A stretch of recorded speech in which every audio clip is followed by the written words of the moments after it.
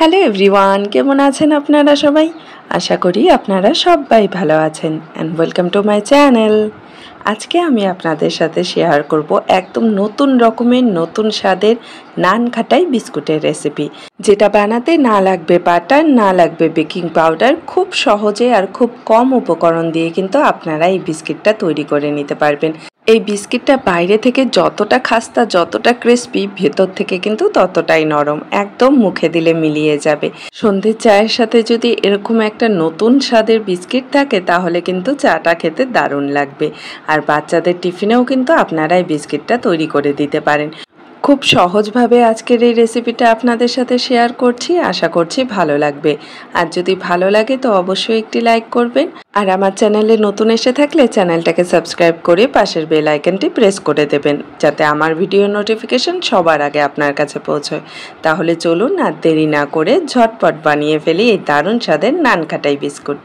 প্রথমে একটা চায়ের কাপে মেপে আমি এখানে হাফ কাপ সাদা তেল নিয়েছি। আপনারা চাইলে কিন্তু ঘি বা বাটার দুটোই ব্যবহার করতে পারেন। আর এই সাদা তেলের মধ্যে আমি দিয়ে দিচ্ছি 1 টেবিল চামচ ঘি। এই 1 চামচ ঘিতেই কিন্তু বিস্কিটটার মধ্যে একটা দারুণ ফ্লেভার আর দারুণ গন্ধ চলে আসবে। এতে বিস্কিটটার স্বাদ কিন্তু দ্বিগুণ হয়ে যাবে। এখন এই ঘিটাকে আমি এই তেলের মধ্যে খুব ভালো করে মিশিয়ে নেব। বিস্কিট বানানোর সময় তেল, ঘি বা বাটার যেটাই আপনারা ইউজ করুন না কেন, সবসময় প্রথমে অল্প করে দেবেন, তারপর দরকার পড়লে আরেকটু পরিমাণ বাড়িয়ে দেবেন। এতে করে বিস্কিটটা খুব ভালোভাবে তৈরি হবে। এখানে তেলের সাথে আমি ঘিটা ভালো করে মিশিয়ে নিয়েছি, আর অন্যদিকে একটা মিক্সিং বলে আমি নিয়ে নিচ্ছি 1 কাপ ময়দা। আপনারা চাইলে কিন্তু বিস্কিটটা আটা দিয়েও তৈরি করে নিতে পারেন। তো এখানে 1 কাপ ময়দা নিয়ে নিচ্ছি আমি, আর তার সাথে আমি এখানে দিয়ে দিচ্ছি হাফ কাপ বেসন। আমি এখানে কিন্তু একটা কাপ নিয়েছি, চায়ের কাপ, যেটাতে মেপেই সব কিছু ব্যবহার করছি। আর এই বেসন দেওয়াতে বিস্কিটটার মধ্যে খুব সুন্দর একটা কালার চলে আসবে, আর তার সাথে খেতেও কিন্তু খুব ভালো লাগবে।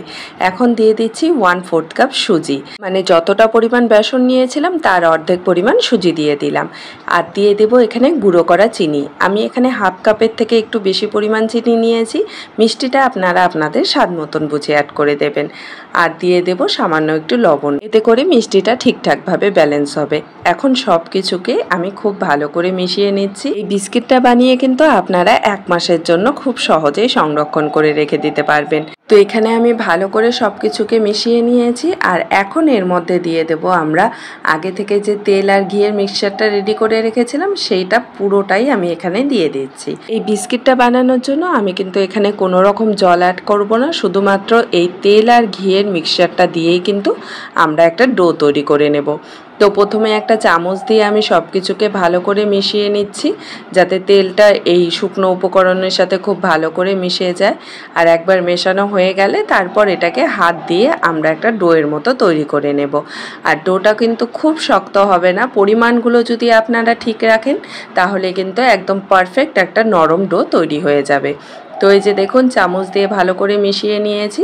এখন হাত দিয়ে মেখে খুব ভালো করে একটা ডো তৈরি করে নেব। তো এখানে দেখুন একটা সফট ডো কিন্তু আমাদের তৈরি হয়ে গেছে। যদি মনে হয় যে আপনাদের ডোটা খুব শক্ত হয়ে গেছে তাহলে কিন্তু সামান্য একটু তেল অ্যাড করে দিতে পারবেন। তো এখানে ডোটা রেডি হয়ে গেছে। এখন চলুন যেটাতে আমরা বিস্কিটটা বেক করে নেব সেটা তৈরি করে নিই। তার জন্য আমি এখানে একটা স্টিলের নর্মাল থালা নিয়েছি। তো এটার মধ্যে সামান্য একটু তেল বা ঘি এভাবে ভালো করে মেখে দিচ্ছি, যাতে করে বিস্কিটটা বেক হবার পর খুব সহজেই কিন্তু বেরিয়ে আসবে। তো এখানে আমাদের বেক করার জন্য থালাটাও রেডি হয়ে গেছে। এখন চলুন বিস্কিটগুলো তৈরি করে নিই। তো আমি এখানে সামান্য ডো নিয়ে নিচ্ছি হাতের মধ্যে। বিস্কিটটা আপনারা যতটা বড় বা ছোট বানাতে চান সে বুঝে আপনারা তৈরি করে নিতে পারবেন। আর এই বিস্কিটগুলো বানানো কিন্তু খুবই সোজা।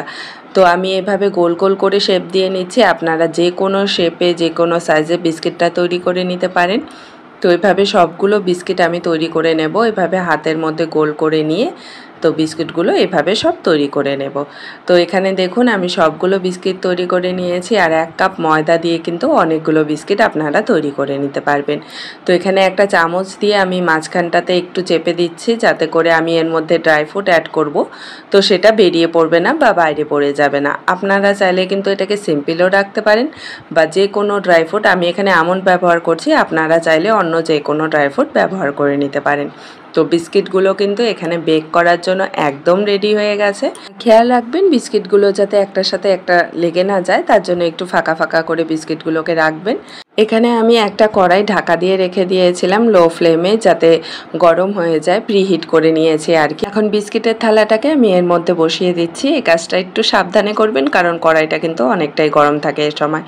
তো বিস্কিটের থালাটা বসিয়ে দেওয়ার পর এটাকে ঢাকা দিয়ে লো ফ্লেমে আমি বেক করে নেব 25 থেকে 30 মিনিটের জন্য। যেহেতু বিস্কিটের সাইজটা একটু বড়, তার জন্য সময়টা একটু বেশি লেগেছে। তো এখানে 30 মিনিট পর আমি ঢাকনাটা তুলে নিচ্ছি, আর দেখুন বিস্কিটগুলো কিন্তু পারফেক্টভাবে কুক হয়েছে। আর দেখলেই বুঝতে পারবেন যে উপরের দিকটা কিন্তু একটু ফেটে ফেটে গেছে। একদম খাস্তা নানকাটাই বিস্কিট কিন্তু একদম রেডি হয়ে গেছে। আর গরম অবস্থায় এটাকে তুলতে যাবেন না, কারণ অনেকটা নরম থাকে। তো ঠান্ডা করে আমি এটাকে আপনাদের দেখাচ্ছি। তো এখানে আমি সবগুলো বিস্কুট নামিয়ে নিয়েছি, ঠান্ডা করে নিয়েছি। আর কতটা সুন্দরভাবে বেক হয়েছে আপনারা নিজেরাই দেখতে পাচ্ছেন। সবগুলো উপকরণের পরিমাণটা যদি একদম সঠিকভাবে রাখেন, তাহলে কিন্তু একদম পারফেক্ট নানকাটাই বিস্কিট আপনারা তৈরি করে নিতে পারবেন। আর বিস্কিটগুলো কিন্তু একদম পুড়ে যায়নি, একদম পারফেক্টভাবে কুক হয়েছে। আমি আপনাদের ভেঙে দেখাচ্ছি যে কতটা খাস্তা এটা তৈরি হয়েছে। আপনারা হয়তো বুঝতে পারছেন দেখে, মানে বাইরের দিকটা যতটা খাস্তা, ভেতরের দিকটা কিন্তু ততটাই নরম।